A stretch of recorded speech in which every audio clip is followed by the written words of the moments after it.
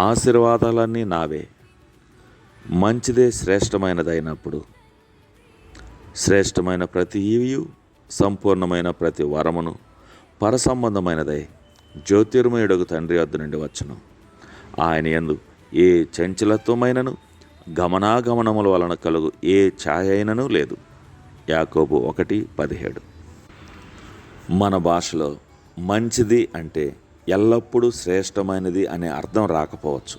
అయితే దేవుడు ఏదైనా విషయాన్ని అత్యున్నతంగా వివరించేటప్పుడు మంచిది అనే పదాన్ని వాడాడు.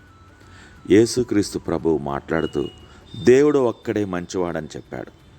యాకోబు 1:17 మనకు గుర్తు చేసే విషయం ఏంటంటే, మంచి వరములు ఇచ్చేది తండ్రి అయిన దేవుడు. అవి పరిపూర్ణమైన వరములు కూడా. ఇందులో దాగి ఉన్న ఒక ఆత్మీయ సూత్రం ఏంటంటే, ప్రతి ఒక్కటి తండ్రి అయిన దేవుని నుండి వస్తాయి. ఆయన ఒక జలపాతం. ఆయనలో నుండి అన్ని ఆశీర్వాదాలు ప్రవహిస్తాయి. ఆయన ఒక మహాశిల్పి. ఆయన నుండి అన్ని ప్రణాళికలు బయలువెడలుతాయి. కుమారుడు వరములు పంచుట సాధ్యపరిచాడు. ఆయన మరణ పునరుద్ధానాల ద్వారా ఆయన పిల్లలందరికీ దేవుని వరములు ఉచితంగా అనుగ్రహించేలాగా చేశాడు. పరిశుద్ధాత్మ దేవుడు అనే మార్గం ద్వారా ఈ వరములు వస్తాయి. దేవుని పిల్లలకు ఈయన ఆశీర్వాదాలు అన్వయింపజేస్తాడు. దేవుడిచ్చే ప్రతి వాటిలో త్రిత్వంలోని ముగ్గురు పాల్గొంటారు. అనుమానం లేకుండా చెప్పే విషయం ఏంటంటే, తండ్రి అయిన దేవుని నుండి వచ్చే ప్రథమ బహుమతి యేసుక్రీస్తు.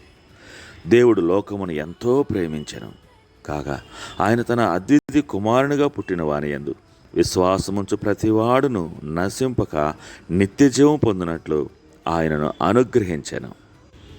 యేసు ప్రభు యొక్క మరణ పునరుద్ధానం పూర్తయిన తర్వాత తిరిగి లేచిన తన కుమారుణ్ణి మనలో ఆయన సన్నిధి నివసించే విధంగా తిరిగి మనకే ఇచ్చాడు తండ్రి అయిన దేవుడు. ఈయన మనకు అనుగ్రహించబడిన పరిపూర్ణమైన వరం. ఈ ఒక్కడిలో మిగిలిన అన్ని వరాలున్నాయి. జీవవాక్యం ఎవరిలో అయితే నివసిస్తుందో ఆ పిల్లలందరి మీద తండ్రి అయిన దేవుడు తన చిత్త ప్రకారం ఆశీర్వాదాలు కుమ్మరిస్తాడు. మన కోసం ఎన్నుకొనని అనేక ఇతర ఆశీర్వాదాలు తండ్రి అయిన దేవుడు మన మీద కురిపిస్తాడు. బాధలు, పరీక్షా సమయాలు, శ్రమలు, నష్టాలు మరియు దుఃఖం, మన శ్రమలు, పరీక్షలు మన ఎదుగుదల కొరకు తండ్రి అయిన దేవుని ద్వారా కానీ ఆయన అనుమతితో కానీ మనకు సంభవించాయనే విషయాన్ని గ్రహించి మన విశ్వాస పరీక్షలో మనం ఆనందించాలని చెప్పుటకు యాకోబు త్వరపడుతున్నాడు.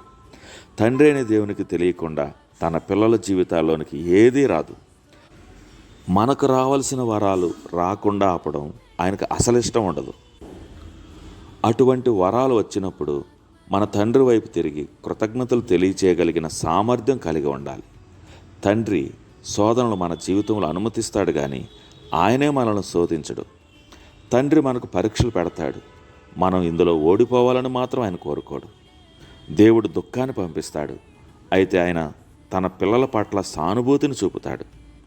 ఇబ్బందులోనికి తండ్రి మనల్ని నడిపిస్తాడు. అయితే దాని నుండి బయటపడే మార్గాన్ని చూపక మానడు.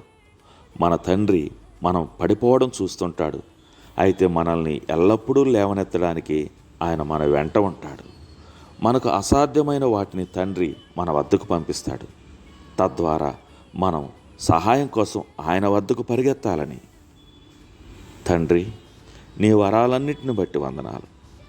అన్నీ మంచివే అని నాకు తెలుసు.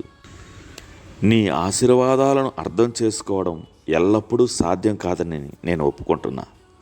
అయితే నీ తెలివైన సంరక్షణకు నన్ను నేను అప్పగించుకుంటున్నాను.